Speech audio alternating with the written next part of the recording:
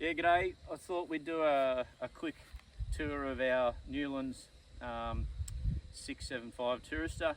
When we were in the market for one, there wasn't a lot online in terms of tours, and you know, you like to be able to see what you're going to buy without having to go to a dealership. So we thought we'd do a quick video and a quick tour of our Tourister. So I guess if we start at the front, ours is a 675. It came with DO35 hitch. We upgraded our standard jockey wheel to the Trailmate Mark II. That's the blue one. There's a blue and a red. The blue's rated up to 3.5 tonne, I believe. So we went that option. That's seconds as a jack as well. The gas bottles come standard. We upgraded our toolbox to the large option that has a Jenny slide. We actually took that out. We didn't want it, and it had a divider in the middle. We took that as well to have a bit more room. Put the two Thule bike racks on the front, and I bolted on the two G&S chassis jerry can holders as well, just for a bit of water when we were going off grid as well. If we come around the side here, so we've got our front window, which is great for beach camps, or if you're out in the bush and you want to see the sunrise over the bed. That's amazing. At each corner you've got your four Alco legs put down for a bit of stability. Here's the gas cover, so when you're off grid and you're using the Truman hot water system on gas, you need to take that off.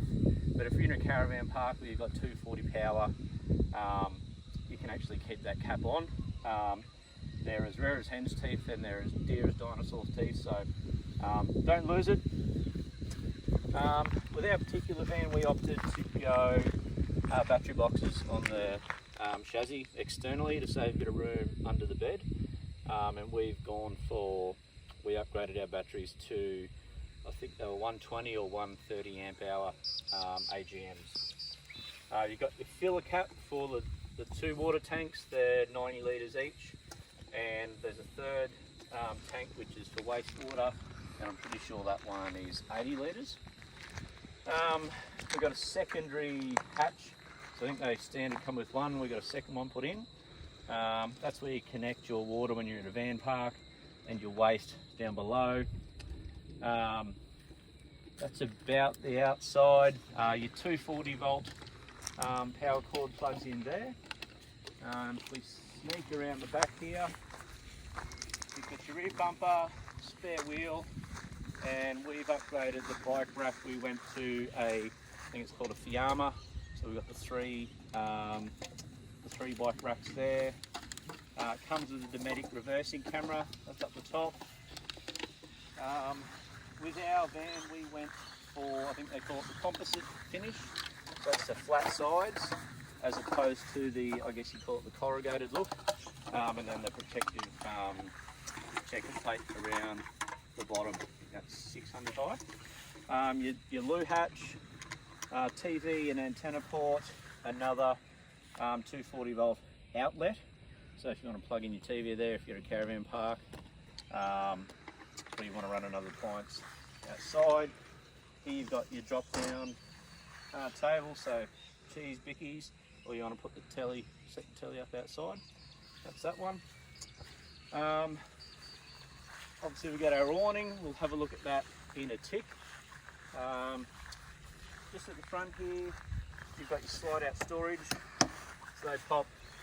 These are all quite easily adjustable if they are a bit loose. So that just slides out. We're on a bit of a lean, but it's a nice long draw. So we'd fit our water hose, our waste, a few tools, bits and pieces, tie down ropes, all sorts in there, but there's plenty of room. If you have a Ziggy, I believe a Ziggy with the lid turned back, you'll fit one of those in. Or if you're a Weber person, if you take the Weber lid off, they'll fit in there as well, if that's the way you want to go with it. But again, they slide in pretty easily. Again, notch up like that. Boom. In terms of that front hatch, again, two little screws, that pops up, tighten them up, and that'll just sit up perfectly. And then from the inside of the van, you can open up your window so you get a nice breeze in the morning or throughout the night. That's pretty much the outside. Next we'll go inside and have a look at the features from there.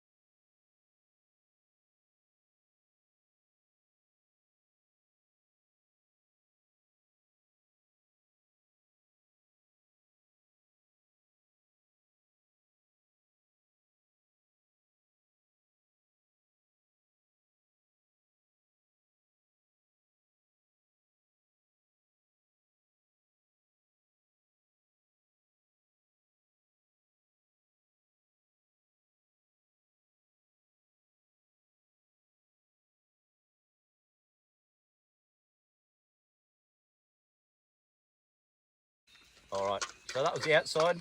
Come inside and have a look around. So we've got, I don't know bed size, it's a king or a double, maybe it's a king or a queen or a double, I don't know. But it's a good bed, fit 2 adults, no dramas. So when you're travelling, that is up the top. And then when you do get to camp, or when it's not in storage, you just pop that down like so. And that just gives you the extra length of a standard bed. But again, when you're got it in storage, slide that up. Padded backing. Some extras we put in, they're trip in a van, I believe they're the medium or small pocket holders. So you've got plenty of storage overhead in your cupboards, and in the sides we've got hangers. They work. In hindsight, probably would have went cupboards, but that's something easily enough you can put in yourself after the fact. And then everyone's got their own bedside drawer, and there's another drawer underneath that. Power, charge your phone and gadgets, little LED light for everyone. That window opens up. Some larger pockets here, trip in a van. We've got the drop bear storage ones for your phone or small bits and pieces. We opted to go 2 Sirocco fans in the main bed area. So basically 1 for each person. That's enough on really hot nights. Here you've got your wine guard TV antenna where you wind that up. Got a roof hatch so you can slide that across. A little bit dirty at the moment, these are clean to get the bugs out, or if you want to go full block, that's an option as well. Windows pop out, and again, similar to the roof hatches, the windows have got the fly screen option, or you've got the full block out option. That's good if it's pretty hot, you've got the aircon running and you're trying to get out a bit of, keep a bit of the heat out. TV here, all the cords and bits and pieces for that there. Down here is the brains of the battery management system. So that's the BM Pro Plus 35, so that's the lithium compatible option. Underneath the bed, again I mentioned earlier outside, we put our batteries on the chassis, so they're outside of the main cabin. Plenty of room. That's the tick cushion for when you want to turn the dining area into another bed. So yeah, heaps and heaps of storage there, which is fantastic. All right, let's swing around to the main area. So again, we whacked another Sirocco fan in here just to take the edge off if you are off grid and there's no breeze. Just makes life that little bit more comfortable if you're cooking. Plenty of storage in these overhead cupboards. Heaps of room for food, games, books, you name it. Similar setup on this side. This is where we had all our cooking bits and pieces. Food, Wheaties, coffee. Here is the DVD player, the radio, and that all links into the telly. You got your drawers, knives and forks, bits and pieces. Plenty of room under the sink. In our van, we opted to get the countersunk bench. So normally that just comes flush on the bench, but when you can do that, plenty of storage, which is really handy. And then you've just got a 3 gas burner, 1 electric.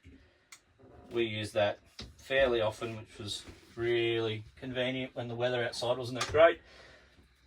The grill, again, this was perfect for making toast, grilled cheese sangers, and the oven.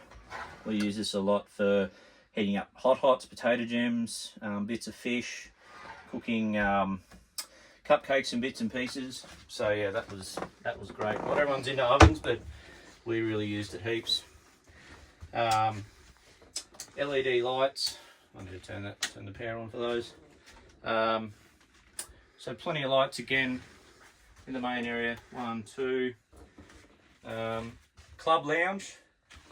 Heaps of room underneath too. So again, that's where we store all of our dry food. So your tin cans, bottled water, soda water for our family. And we upgraded to, again, I think they call it the tick table, as opposed to the just the standard one. So you can move it around whatever direction you want. I found it was good here because we could sit either side, or the kids, we could play cards, or all sit around and eat dinner together, and step on the foot, that slides down, and that goes right down below, and you put the tick cushion on, and that's your extra bed. So great little feature there. Dometic fridge, plenty of room. This was more than enough for us living on the road 12 months. Fridge freezer, worked great on gas, 12 volt and 240. No smudge. Again, heaps of storage. The 12 volt water pump underneath, easy to access. Pretty quiet in the grand scheme of things. And now, I think we will shut it down there. Alrighty, so here we are. We've got the kids' bunks. Well, that fan needs a clean. Sirocco fan in each bunk. They've got the light down the back and the charger. The kids have also got their own trip in a van storage pocket, which is great for books and bits and pieces. Here's the second bunk. Again, that fan needs a little clean. Another 12 volt light, LED light, sorry, and a SIG charger for the devices. Down here, some storage underneath that bunk, which is accessible from the outside. And then we have the front loader washing machine. So that's a Kamek 4 litre, 4 kilo washing machine. That's done the trick for us. Storage above, so you can opt for all shelves or shelves and some hanging space. And down below, that's where you can turn the tap on for the washing machine. Okay, here, open up, we go into the ensuite or the bathroom. You've got your tap there, toilet, overhead storage. It's got a little exhaust fan, light switches, 240 volt switch there for when you're at a park and you've got power. Plenty of storage underneath, toiletry bags, bits and pieces. And then the shower. So again, decent sized shower. Enough for a big unit to have a wash and move around. So it's not too restrictive. Exhaust fan. Yeah, pretty straightforward. But yeah, plenty of room. Does the trick. There's the bathrooms. That's all well truly tucked away. A couple of little towel holders there as well. Toilet roll holder. But yeah, plenty of room in there. Into the bunks. And then as you come back out, you've got a divider here. Little privacy thing. So if you were up early cooking or doing whatever and the kids wanted to sleep in, that's not an issue. You can give them their space as well. Alrighty.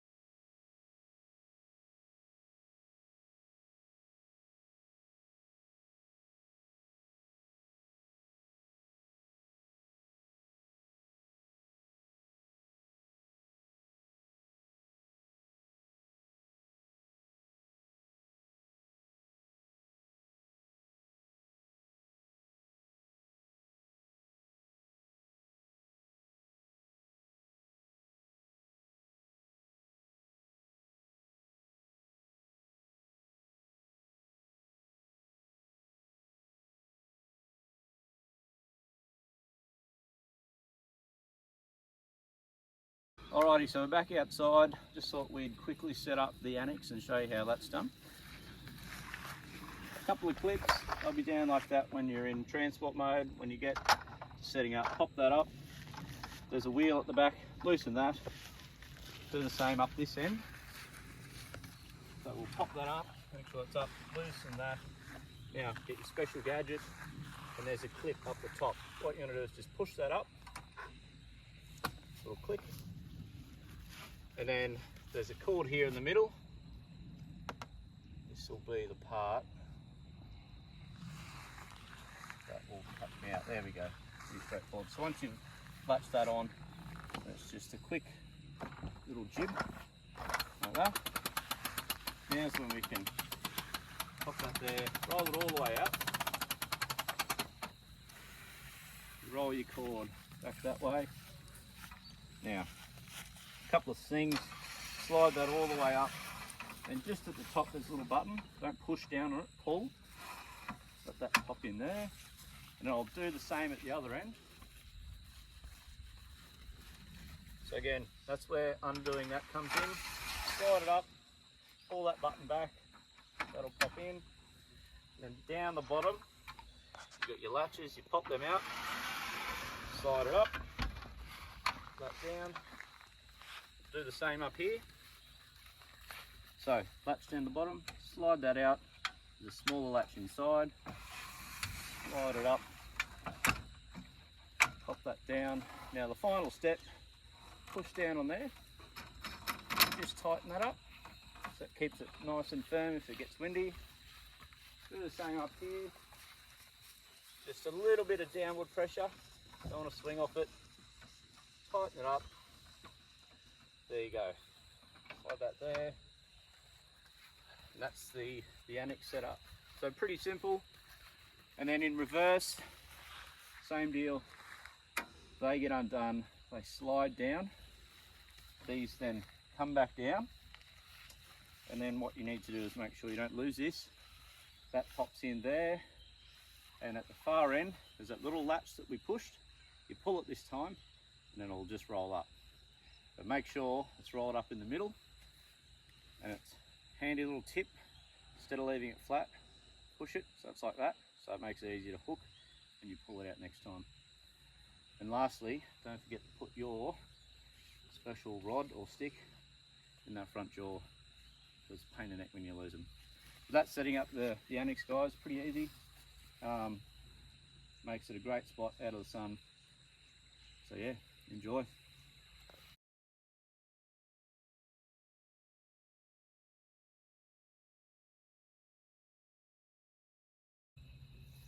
All right, well, that's about it. Thanks for watching. So this is a bit of a tour of our Newlands Tourister 675. I hope you found it helpful, a little bit informative, give you an idea of how the layout is, what you get, some of the extras we got with our van. You know, the countersunk table, the countersunk cooktop, the tick, they call it the tick bench, or the table that goes up and down and turns around, the extra storage box outside. Our van has actually got underslung axles, so it sits a little bit higher, which has been good for clearance. Slightly bigger toolbox, the jerry can holders on the front.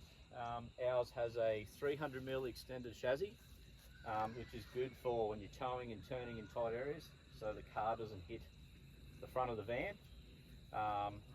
Again, our change to the Trailmate Mark II, the blue jack, as opposed to the jockey wheel version. The hydraulic jack makes it a whole lot easier to lift and drop, and that can drop down to, I think, 100mm off the ground, as opposed to your standard jockey wheels, a lot more restricted. Obviously we've got the DO35 hitch, which makes it great when you're oscillating and going over bumpier terrain. The bike rack on the back, that's just some of the features and the extras we got with our van. But look, overall, we're extremely happy with ours. We've done a full lap of Australia, so it's been well and truly tested. And for us, it's passed the test. We can sort of hand on heart say, you know, didn't break down, we didn't have any dramas, nothing fell apart. So we've really been pleased with it. And again, hope you found this helpful and informative, and thanks for watching. Cheers.